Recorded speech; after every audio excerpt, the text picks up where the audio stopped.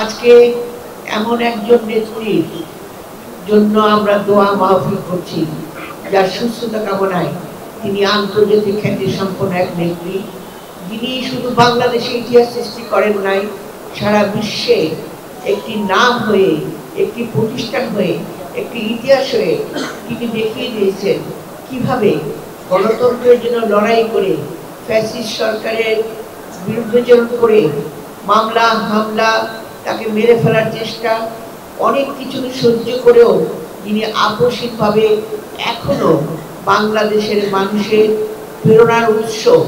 এখনো আমরা জাতীয় দল তাকিয়ে আছি তার দিকে, তিনি আমাদের প্রেরণার উৎস। সেই জন্য আমরা এখনো লড়াই করতে পারছি, এখনো সংগ্রাম করতে পারছি। সেই নেত্রী দেশনেত্রী Begum Khaleda Zia, mother of democracy, আমাদের সাবেক তিনবারের প্রধানমন্ত্রী, তার জন্য আজকে আমরা সুস্থতা কামনা করছি।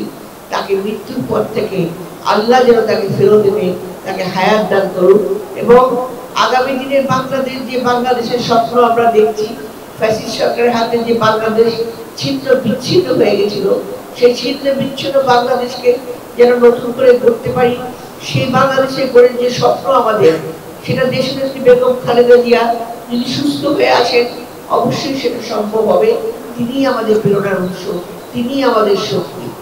তাই বোনেরা, আমি একটু অসুস্থ, বেশি কথা বলতে পারছি না, তবে একটা কথা সত্য, আমাদের সবাইকে অনুকরণ করতে হবে আমার দেশনেত্রী বেগম খালেদা জিয়াকে, যিনি পৃথিবীকে দেখিয়ে দিয়েছেন একজন নারী হয়ে কিভাবে একজন নারী একটা দেশের চিত্র মানচিত্রকে কিভাবে সংগ্রাম করে, গণতন্ত্রের জন্য লড়াই করে কিভাবে মাথা উঁচু করে বাঁচতে পারে। তিনি মৃত্যুর সঙ্গে লড়াই করছেন, কিন্তু তারপরেও তার যে আকর্ষণীয়তা, এটা এক বাক্যে আমরা অতুলনীয়, এর কোনো তুলনা হয় না। আমরা কোনো কথা বলতে পারছি না এখানে। তো আমরা আজকে এমন দোয়া করবেন, সবাই মন থেকে, বিবেক থেকে দোয়া করেন, আল্লাহ যেন আমাদের যে আগামী দিনের স্বপ্ন, যে স্বপ্ন আমাদের ভারপ্রাপ্ত চেয়ারম্যান দেখেছেন জনাব তারেক রহমান, তারই যোগ্য উত্তরাধিকার, তিনি যে স্বপ্ন দেখে যে কাজটা করতে যাচ্ছেন, আমরা যেন দেশনেত্রী বেগম খালেদা জিয়ার সুস্থতার মধ্য দিয়ে সেই কাজটা যেন সম্পূর্ণ করতে পারি এবং বাংলাদেশকে নতুন বাংলাদেশ হিসেবে গড়ে তুলতে পারি। শুধু তাই নেই, যে গণতন্ত্রের জন্য লড়াই, যে সেই জনগণের মৌলিক অধিকার, সেটাও যেন এবার আমাদের সামনে যে নির্বাচনের মধ্য দিয়ে আমরা যেন সফল করে তুলতে পারি।